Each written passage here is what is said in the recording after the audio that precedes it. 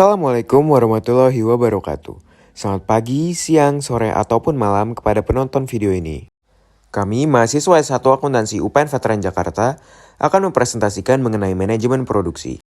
Presentasi ini dilakukan guna memenuhi nilai akhir semester mata kuliah pengantar manajemen dan bisnis oleh dosen pengampu Dr. Al-Fatih S. Manggabarani, SE MSI. Kami di sini dari kelompok 6 yang beranggotakan Anissa Nur Amelia, Juan Steven Sihombing, Marcelino Ferdinand Sebastian yaitu saya sendiri, Muhammad Ramadan, dan Dimas Hendrawan Imbi. Berikut adalah tujuan dari presentasi kami. Yang pertama, untuk mengetahui pengertian dari manajemen produksi. Yang kedua, untuk mengetahui perkembangan manajemen produksi. Yang ketiga, untuk mengetahui jenis-jenis proses produksi dan pengambilan keputusan manajemen produksi. Dan yang keempat, untuk mengetahui ruang lingkup, fungsi, dan sistem produksi dalam manajemen produksi. Sebelum kita membahas lebih lanjut, kita harus tahu dulu nih, apa itu manajemen produksi. Mulai dari pengertian manajemen. Secara bahasa, manajemen berarti mengatur. Secara istilah, manajemen berarti proses memperoleh suatu tindakan dari orang lain untuk mencapai tujuan yang diinginkan. Lalu, ke pengertian produksi. Secara bahasa, produksi berarti barang atau jasa yang berdaya guna. Secara istilah, produksi adalah memproduksi, yaitu menambah kegunaan atau nilai guna suatu barang. Jadi, jika kita gabungkan pengertian manajemen dan pengertian produksi, hasilnya adalah manajemen produksi adalah proses perencanaan, pengorganisasian, pengarahan, dan pengendalian kegiatan fungsi produksi dengan menggabungkan dan mengubah berbagai sumber daya yang digunakan dalam subsistem produksi organisasi menjadi produk yang bernilai tambah secara terkendali sesuai kebijakan organisasi. Perkembangan manajemen produksi. Perkembangan sistem produksi terjadi di barat dimulai dari tahun 1750 sampai dengan 1800.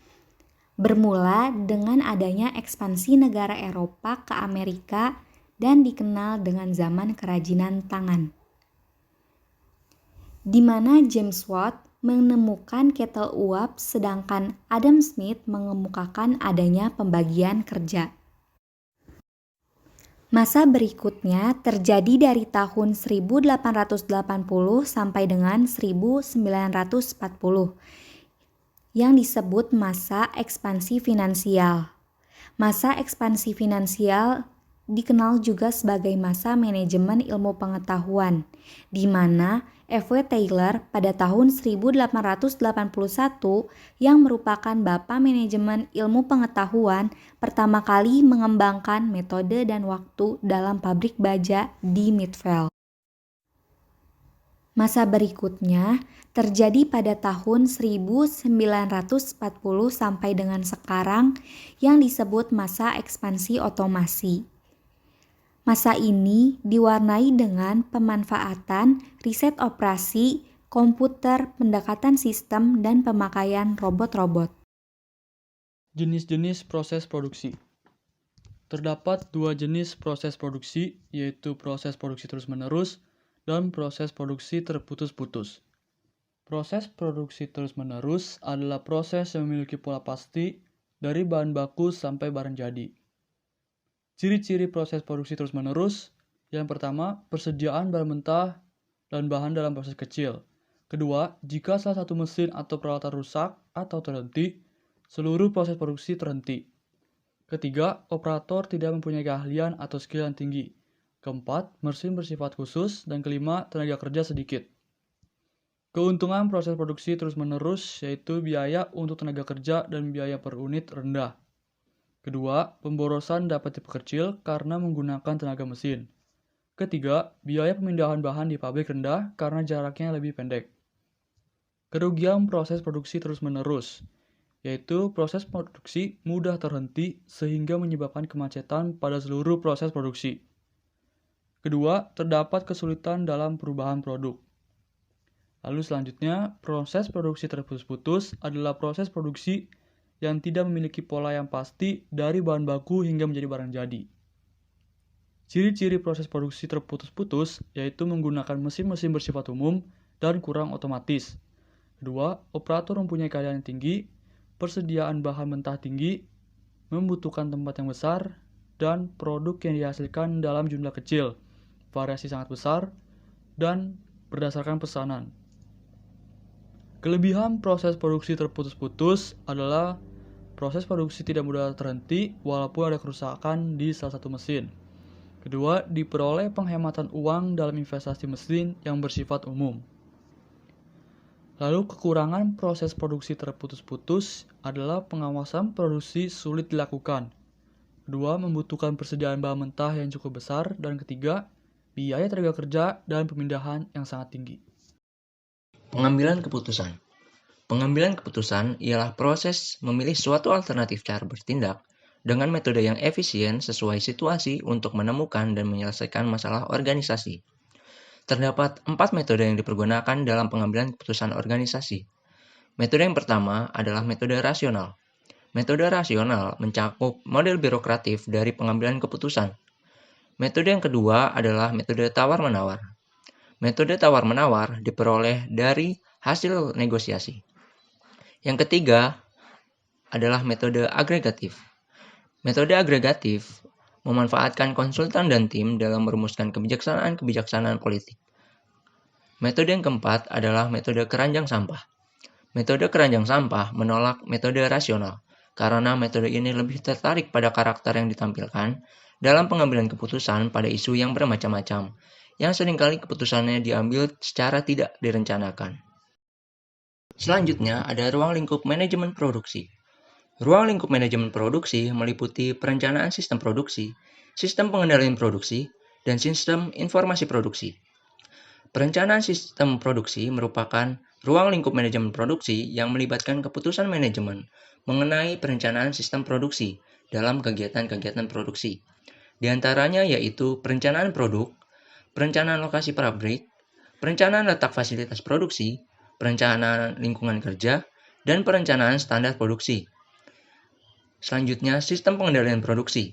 Sistem pengendalian produksi merupakan ruang lingkup manajemen produksi yang melibatkan keputusan manajemen mengenai sistem pengendalian produksi dalam kegiatan-kegiatan produksi. Di antaranya yaitu pengendalian proses produksi, pengendalian bahan baku, pengendalian tenaga kerja, pengendalian biaya produksi, pengendalian kualitas, dan pemeliharaan. Yang terakhir yaitu sistem informasi produksi. Sistem informasi produksi merupakan ruang lingkup manajemen produksi yang melibatkan keputusan manajemen mengenai sistem informasi produksi dalam kegiatan-kegiatan produksi. Di antaranya yaitu struktur organisasi, produksi atas dasar pesanan, dan produksi untuk pasar. Sistem produksi manajemen produksi. Sistem produksi adalah gabungan dari beberapa unit atau elemen yang saling berhubungan dan saling menunjang untuk melaksanakan proses produksi dalam suatu perusahaan. Secara umum, dapat dikatakan bahwa sistem produksi dalam perusahaan akan memerlukan suatu input yang kemudian diproses dalam sistem produksi dari perusahaan untuk mendapatkan output. Sistem produksi dalam suatu perusahaan akan terdiri dari beberapa subsistem, demikian pula input untuk sistem produksi dalam perusahaan tersebut, tergantung jenis sistem produksi yang dipergunakannya. Seperti yang dilihat dari bagan, dapat diketahui bahwa suatu sistem produksi tidak dapat dipisahkan dengan input sistem produksi serta output sistem produksi dalam perusahaan yang bersangkutan. Apabila sistem produksi dalam suatu perusahaan tidak didukung dengan masukan sistem produksi tersebut, maka sistem produksi tidak akan berarti bagi perusahaan yang bersangkutan. Tanpa adanya masukan atau input untuk sistem produksi akan mengakibatkan sistem produksi dalam perusahaan tidak akan berfungsi seperti yang telah direncanakan. Sehingga terjadi pengangguran peralatan-peralatan yang ada dalam perusahaan yang bersangkutan, dan output dari sistem produksi dalam perusahaan tersebut tidak dapat dipasarkan atau dimanfaatkan. Fungsi manajemen produksi. Yang pertama adalah fungsi perencanaan. Perencanaan produksi adalah proses pengambilan keputusan mengenai produk apa yang akan dibuat, di mana, kapan, dan bagaimana produk tersebut akan dilakukan. Yang kedua adalah fungsi pengorganisasian. Dalam fungsi pengorganisasian, manajer produksi menentukan struktur individu, grup, seksi, bagian, divisi, atau departemen dalam subsistem produksi untuk mempermudah organisasi mencapai tujuan organisasi. Yang ketiga adalah fungsi penggerakan. Fungsi penggerakan dilaksanakan dengan cara memimpin, mengawasi, dan memotivasi karyawan untuk melaksanakan tugasnya selama proses produksi berlangsung. Yang keempat adalah fungsi pengendalian. Fungsi pengendalian atau pengawasan dilakukan dengan cara mengembangkan standar dan jaringan komunikasi yang diperlukan agar pengorganisasian dan penggerakan sesuai dengan yang direncanakan dan dapat mencapai tujuan. Lokasi dan layout pabrik. Lokasi pabrik merupakan tempat di mana fungsi teknis dari perusahaan tersebut melaksanakan kegiatan produksi, sehingga pemilihannya pun harus dipertimbangkan dengan sebaik-baiknya. Sebab, apabila perusahaan dapat memperoleh penghematan yang cukup besar dari pemilihan lokasi itu, maka akan berarti potensi perusahaan tersebut untuk dapat berkembang akan semakin besar. Selanjutnya adalah layout pabrik. Layout pabrik akan mempunyai pengaruh langsung terhadap produktivitas perusahaan. Oleh karena itu, susunan dari mesin-mesin dan peralatan produksi harus diusahakan untuk dapat menunjang pelaksanaan proses produksi dengan baik, sehingga produktivitas perusahaan dapat dipertahankan pada tingkat yang tinggi. Sekian presentasi dari kelompok kami.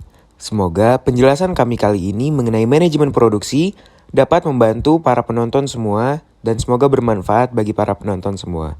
Saya akhiri, kurang lebihnya mohon maaf. Wassalamualaikum warahmatullahi wabarakatuh.